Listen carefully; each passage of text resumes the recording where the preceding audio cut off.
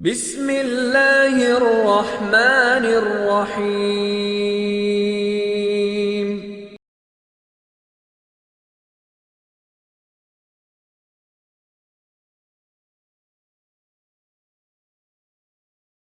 मोरन जड़ा मानू जिन जो पास जड़ो प्यार तिन खे कीअं विसारण यार जिन जो रिश्तो आहे रूह जो ऐं उन्हनि रूहनि वारनि रिश्तनि मां असांजो साईं असांजे दीन जो मर्कज़ी चेयरमैन मोहतरम जनाब एडवोकेट इलाही बख्श महतो साहब जिन जे अणथक महिनत सां हीअ तंज़ीम तमामु थोरे अरसे में वॾे परवाज़नि ते आहे ऐं माशाअल्लाह उन जूं तमामु वॾियूं ख़िदमतूं आहिनि। आउं चाहींदुसि त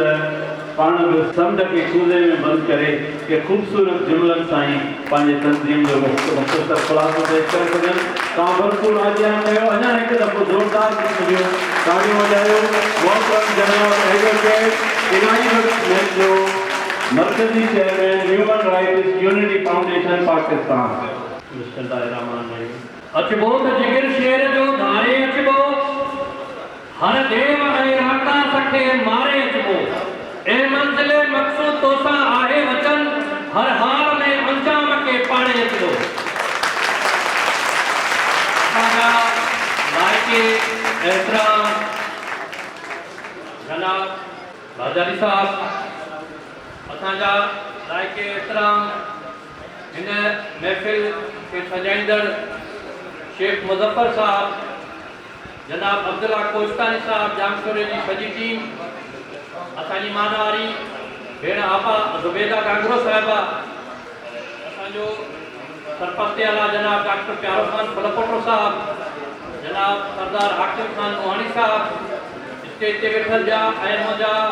साथ जा साथारी, मुझे human rights unity foundation of Pakistan जा मुसाबा बेली, मुझा भाइर, मुझू जफ़ाकश भेनर, अस्सलाम वालेकुम। मां सम्झां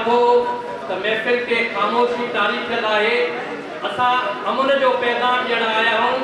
ऐं सभिनी खे गौर सां ॿुधणु खपे ऐं इन खे सोचणु ऐं सम्झणु खपे। सभ खां पहिरियों असांजो नारो आहे असां मुहिबे वतन पाकिस्तानी आहियूं, त सभई हथ मथे करे पाकिस्तान जिंदाबाद, पाकिस्तान जिंदाबाद, पाकिस्तान जिंदाबाद, सिंध धरती जिंदाबाद, सिंध धरती जिंदाबाद, अमन जिंदाबाद, अमन जिंदाबाद। असां अॼु जामशोर में ये अमन कॉन्फ्रेंस करण आया हूं। असां इहो पैगाम ॾियण आया हूं सॼे मुल्क खे, सॼे सूबे सिंध खे, त जेके क़बीलाई तकरार थी रहिया आहिनि ऐं ॾह इंसानी जानियूं हिकु वक़्तु ज़ाया थी रहियूं आहिनि, हिकु क़बीलाई तकरार में 20-50 खून थी था वञनि, अहिड़ियूं नफ़रतूं फैलाईंदड़नि खे असां नफ़रत जे अंदरि असां ॾींदासीं। असांखे मोहबत जो पैगाम ॾियणो आहे, असांखे तालीमी अवेयरनेस ॾियणी आहे।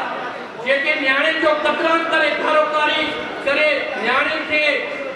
क़तल करे रहिया आहिनि, संग चटी ॾेई रहिया आहिनि, इन्हनि जे ख़िलाफ़ असां सरापा एहतजाज आहियूं। अमन कॉन्फ्रेंस जो असां पैगाम ॾेई पूरे मुल्क में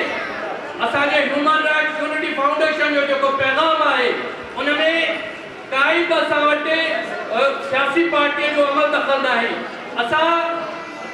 सभई सियासी पार्टियुनि खे ओन कयूं था, सभु सियासी पार्टियूं मोतबर आहिनि असां लाइ माण्हू, सभु मज़हब असांजा आहिनि, जेके बि मज़हब आहिनि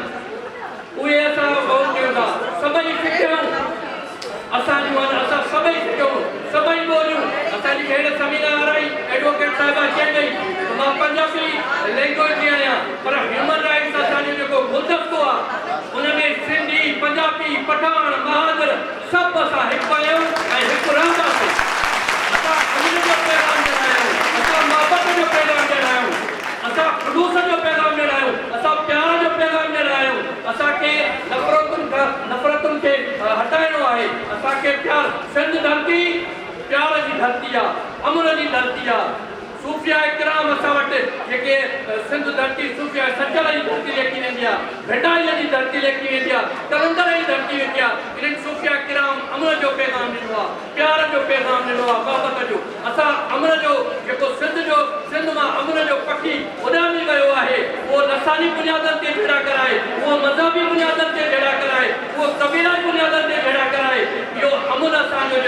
दबाव आई असां अमन जी जेका है सा ये कॉन्फ्रेंस करे वो त असांजूं ॿियनि लेवल ते असांजूं कॉन्फ्रेंस थींदियूं रहियूं आहिनि असां खैरपुर में ओढा कुलरा नारेगा भुट्टा तकरार जेको थियो जंहिंमें तकरीबन 40 खां 50 जेके से जानियूं ज़ाया थी वियूं असां मेल में मुक़ाबिलो कयोसीं सखर खैरपुर खां असांजो वॾे तादाद में जेके पूरे सिंध खां जेके असांजा हज़ारे जेके तादाद में माण्हू हुया असां सां गॾु एमएनए सैयद जावेद शाह जीलानी हुयो असां ह्यूमन राइट्स यूनिटी फाउंडेशन जे प्लेटफॉर्म ते उहा मेल में मुक़ाबिलो कयोसीं ऐं इहो चयोसीं त इहो अमन तबाह कयो था या तालीम तबाह कयो था या जेको आहे सिंध लाइ या नफ़रत जी जेका असां तालीम लाइ तालीमी सेमिनार करा रहिया आहियूं असां हेल्थ लाइ तिबी कैंपियूं हणा रहिया आहियूं औरतुनि जे हुकूक लाइ आपा ज़ुबैदा गांगरो जी क़यादत में असां सखर में हिकिड़ो वॾो सेमिनार करायोसीं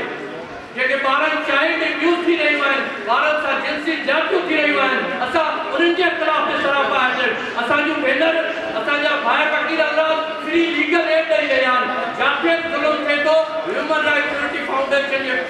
पाकिस्तान जे कारकुननि सां राब्तो कयो तव्हांखे फ्री लीगल एड मिलंदी तव्हांजी जेका आहे भाणे ते मदद थींदी तव्हांजी अस्पतालनि में मदद थींदी तव्हांजी एजुकेशन में मदद थींदी मां हिकु दफ़ो वरी थोराईंदो आहियां तव्हां सभिनी जो महिमाननि जो साफ़ सलामत पाकिस्तान